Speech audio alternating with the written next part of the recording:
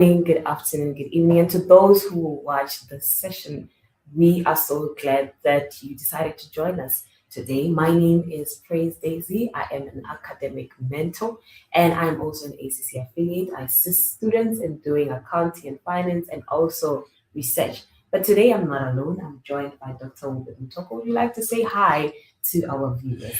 Thank you so much, Ms. Daisy.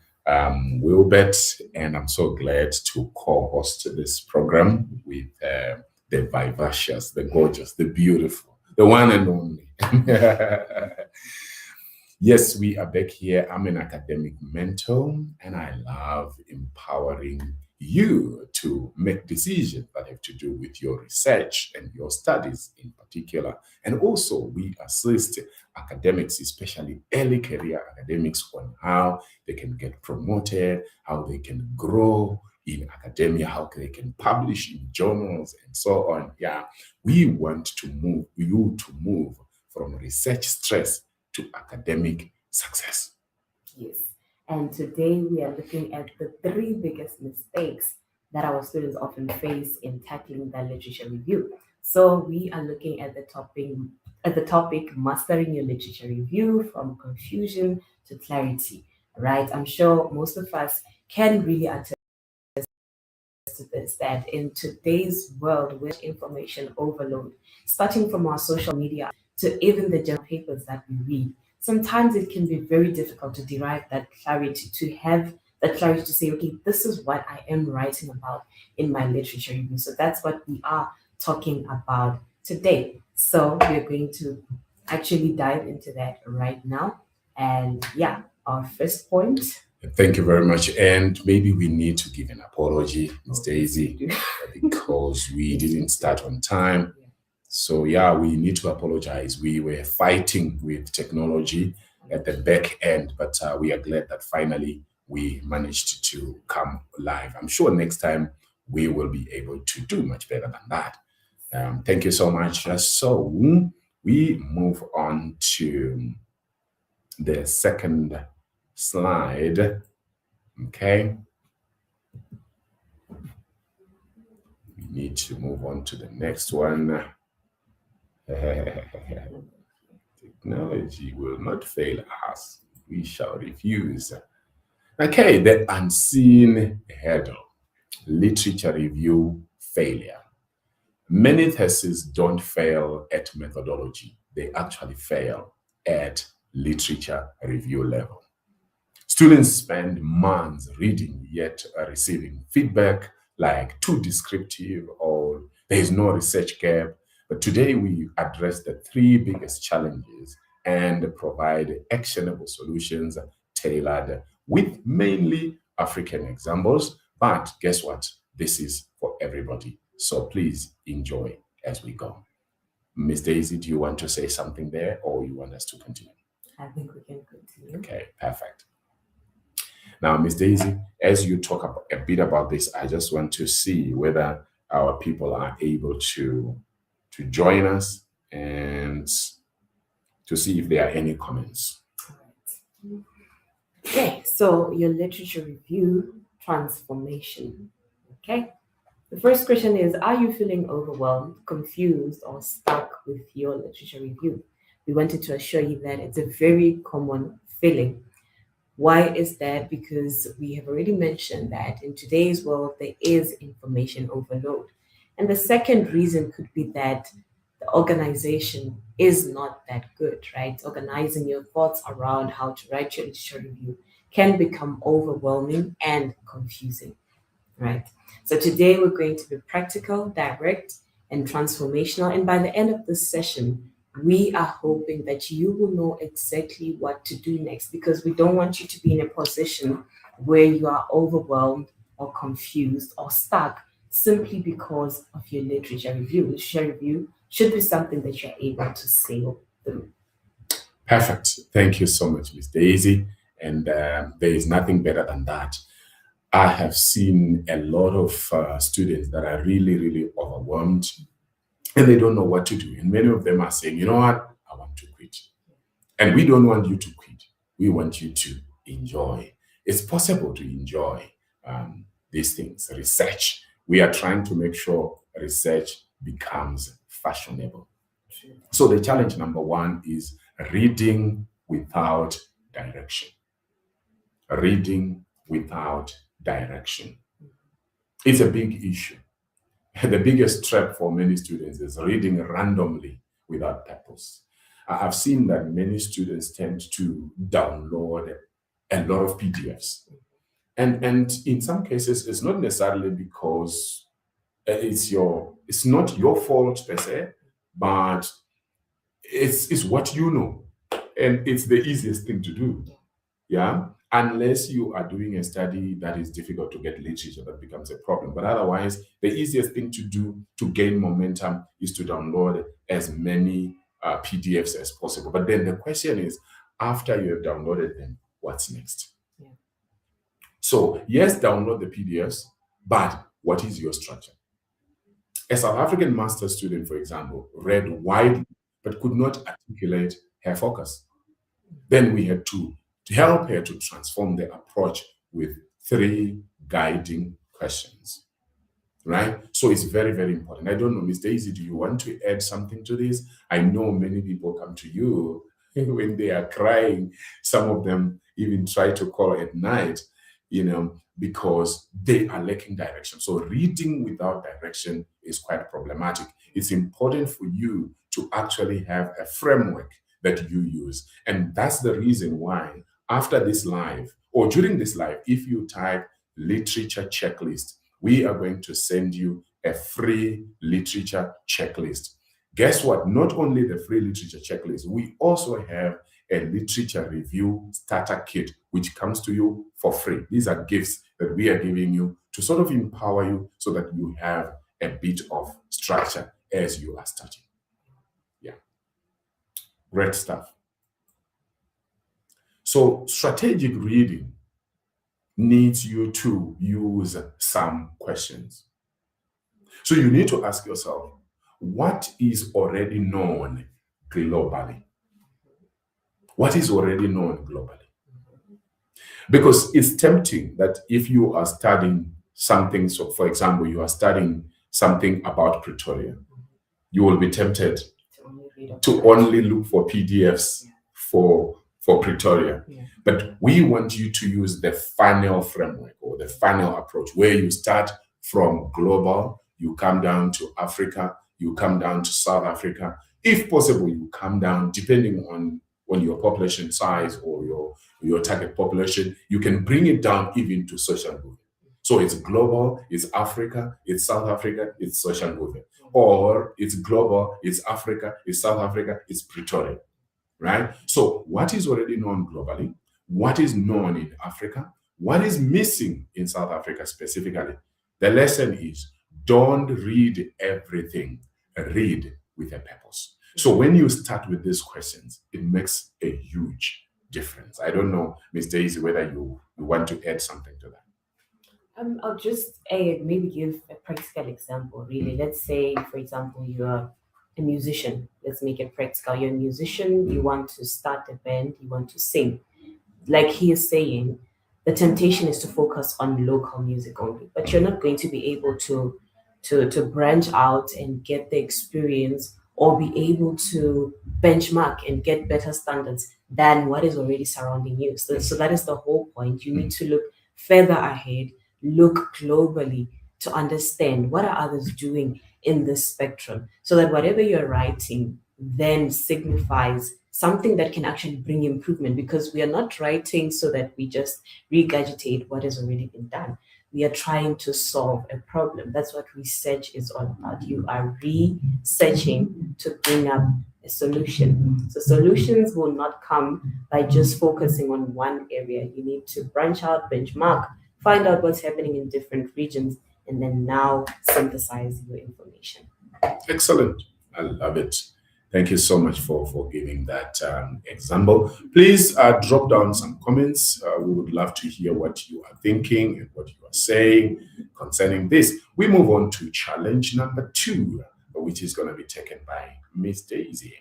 Okay, so challenge number 2 is descriptive versus critical analysis. All right. So one of the major challenges that we often face is that with students, they usually like to give a summary of what they have read in their writing.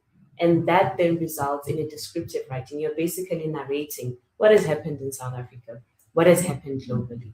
But that is not what we're looking for within a literature review. All right. So in a literature review, we want critical writing. And what is critical writing? Critical writing means that you compare, you contrast, you tell us where the similarities are, and also you tell us what then, like, so what are you going to say about all this information that you have gathered, right? So if you look at descriptive writing, it's usually where someone just says, okay, author A said this, author B said that. Let's say you're talking about blockchain technology. You'll just be saying that, okay, author A says that blockchain technology is transparent. Author B tells us that blockchain technology is fast moving, for example, right? But then the question is, what does that help us with? You're still not getting to the solution. Remember, with research, we want solutions. So it still goes back to you providing a solution. So with critical writing, you now take the fact that, okay, blockchain technology, yes, it is transparent. Blockchain technology, yes, it is fast moving. Blockchain technology allows us to work with blocks, right? So that information is circulated transparently. And then now you bring the so what, the last part, right?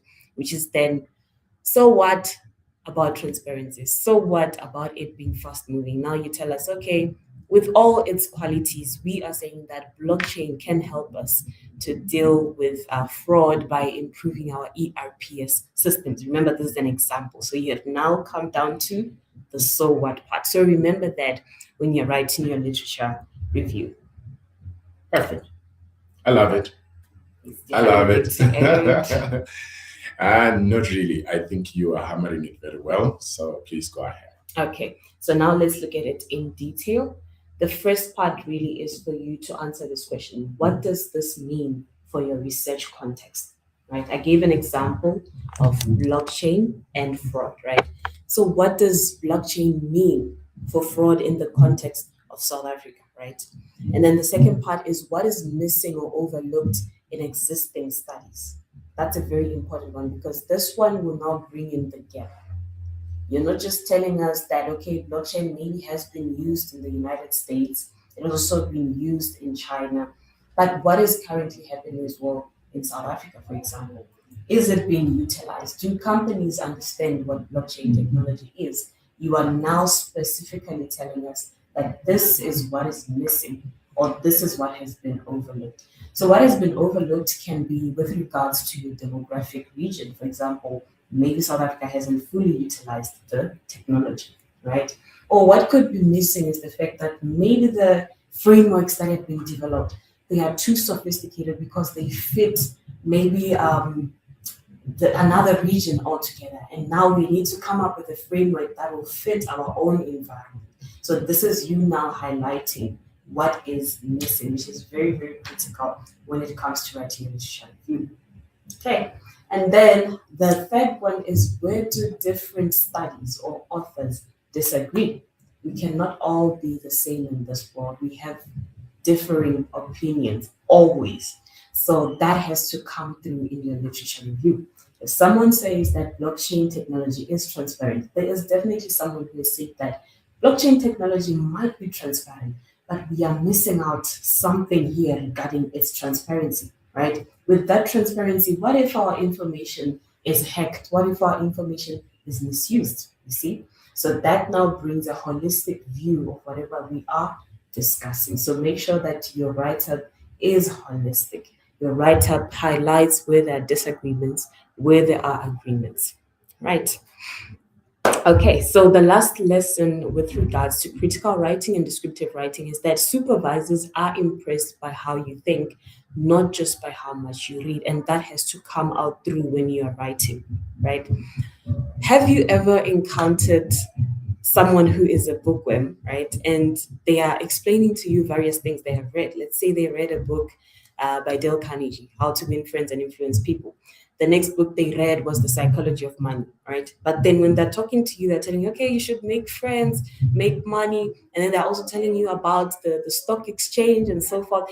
And you're seated there trying to understand, okay, I get it, you are knowledgeable, but something is not clicking. I don't understand what you're trying to teach me exactly, because you have the knowledge, but I don't understand what you're trying to teach me. So it's very important to be organized. Just remember that when you're writing a literature review, it's like you're teaching somebody something. So start from somewhere, flow with them. You're teaching them bit by bit about a subject, and let it make you are the student behind the behind the desk being taught by yourself, and just ask yourself if they would understand what you are writing. Don't just dump information.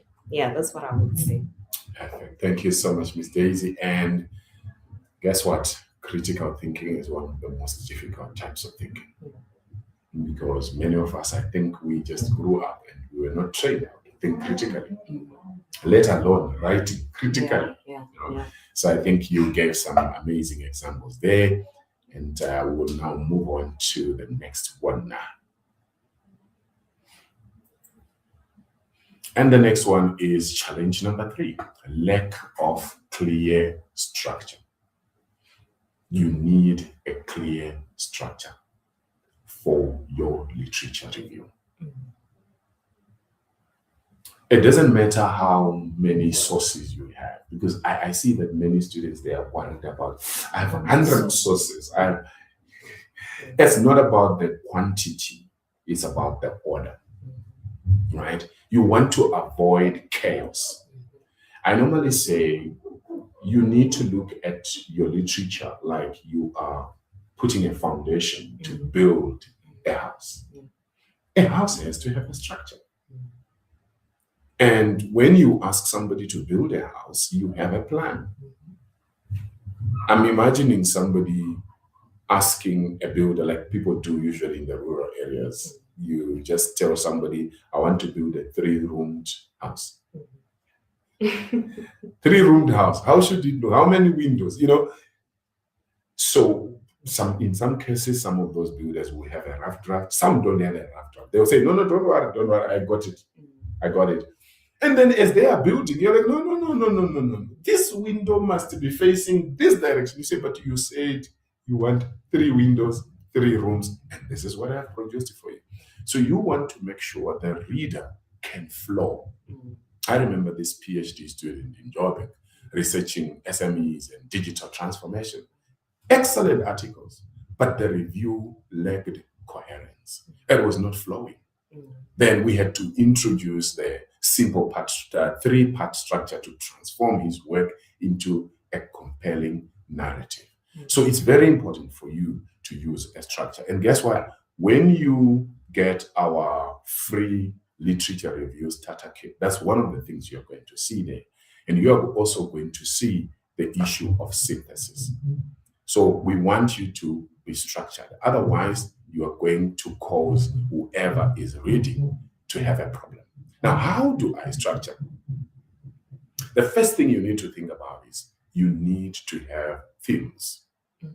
Group ideas into thematic sections, not by individual authors. I wish I knew this when I was a student, because this is the major reason why I could not complete my PhD in 2 years, because I submitted my dissertation at the end of 2 years. I wanted to complete in 2 years. I wanted to, sort of beat the record somehow, because most people, those who work very hard, they complete their PhD in 3 years and going forward. But for me, I wanted to do it in 2 years. But guess what? I spent another 1 year now learning how to organize my literature chapter according to themes, because the third examiner would not let me pass. And thank you very much for this external examiner from the US. Thank you. I appreciate you, because today now we can talk about this thing. So thematic sections. Also, actively compare and contrast different studies and findings. Don't just be in the habit of piling authors to say, these authors, they agree. These authors, they agree. These authors. Now, if all the authors you are finding are agreeing, and there are none that are contrasting, you need to be worried, because towards the end, when we want to understand the contribution of your study, it can become questionable. I'm not saying there's anything wrong to have authors that are agreeing, but why don't you also look for those that are not agreeing? So actively compare and contrast different studies and findings. The third thing is conclude each section by identifying research gaps. Your literature review should answer what is known, what is debated, and what is missing. What is known, what is debated, and what is missing. Ms. Daisy, do you want to add something to this? I'll throw in a question. Mhm. Maybe someone is wondering, what do we mean by thematic sections? Okay. Because if we're saying we should not group it by individual authors, are we then saying, suppose an author wrote about, let's say, mining? Mhm. Does it mean that I shouldn't group the authors who wrote about mining alone?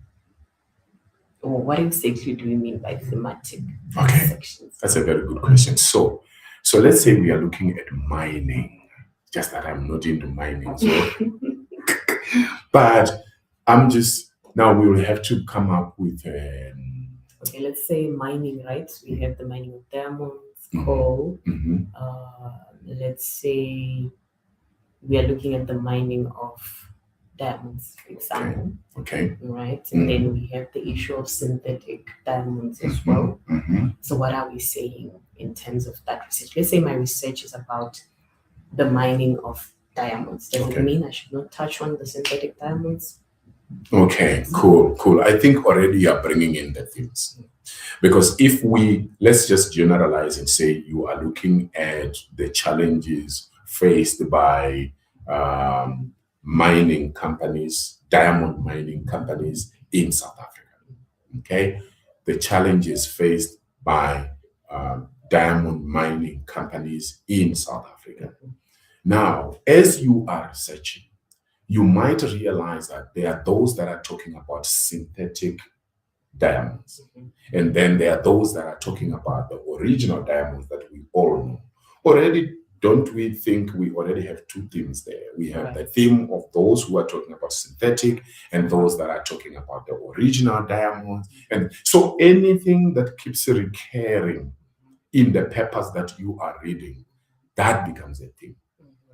Right? That becomes a theme. So now you look for authors that are talking about the synthetic. You look for authors that are talking about the original, whatever. You look for authors that are, talking about funding issues. Yes. Yeah, Thinking you about group them. challenges. Yes. You group them, but still you will find that talking about critiquing, what we are basically saying is, even though you have grouped those that are talking about synthetic, those that are talking about funding, those that are talking about what, even as you are grouping them, you will find that, let's say you have found 15 authors or 10 authors, depending on the level of study, right? Let's say you have 10 authors that are talking about funding issues, then you have others that are talking about this, others that are, they are not all going to be agreeing.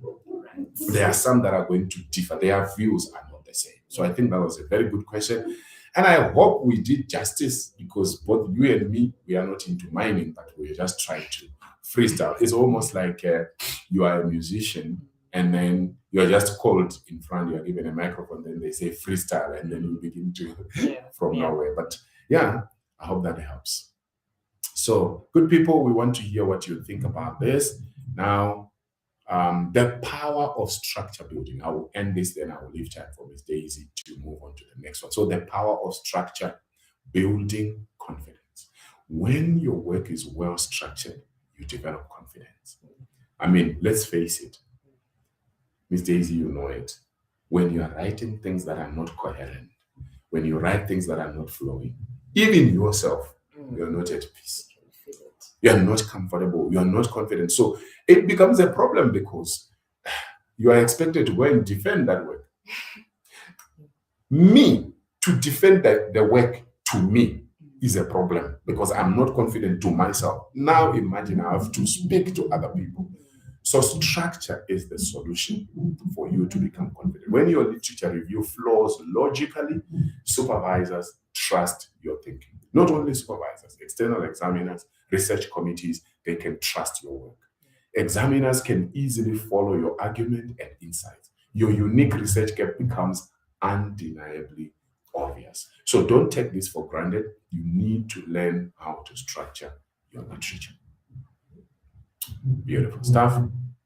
We move to the next one. So remember, there were 3, right? So it means we are done. Can you imagine, good people? We are done. There were only three big issues that we were looking at. So now we want your voice. Share and engage. Drop your biggest struggle in one word in the chat. Is your challenge reading? Is your challenge structure? Is your challenge analysis? Okay. Do you want our free literature review checklist? Or maybe you want our free literature review starter kit? Or you want both? Okay. You can just let us know in the comment section. Maybe somebody might want us to just, before they start sharing, and maybe somebody might want to for us to have sort of a rundown of what did we really talk about. So we were talking about 3 challenges. Do you remember them by heart? I do. Your mind is sharper. I do. Okay. The first one was the fact that you're reading aimlessly. The challenge of reading. Guys, help me to clap hands for this girl. She remembers reading without direction. Without direction. Okay. So that was number 1. And then our number 2 was critical thinking or critical writing. Yeah, descriptive versus critical analysis. And then the last one, structure. That one I will remember. You see, I'm also intelligent.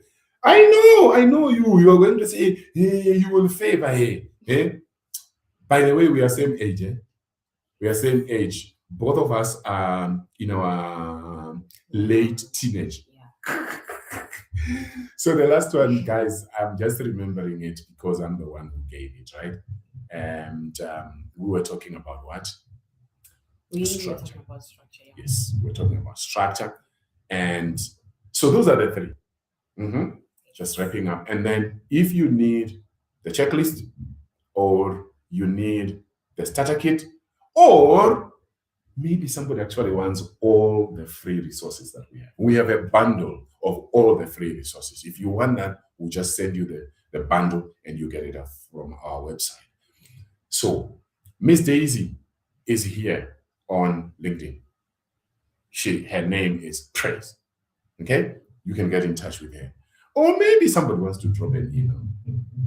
Can I tell them your email? Academy Skyn. Skyn is SKYN. SKYN. Academy Skyn @gmail.com. And then if you want to get in touch with me, also you can inbox me on LinkedIn, or you write to info@wealthcreationsa.com.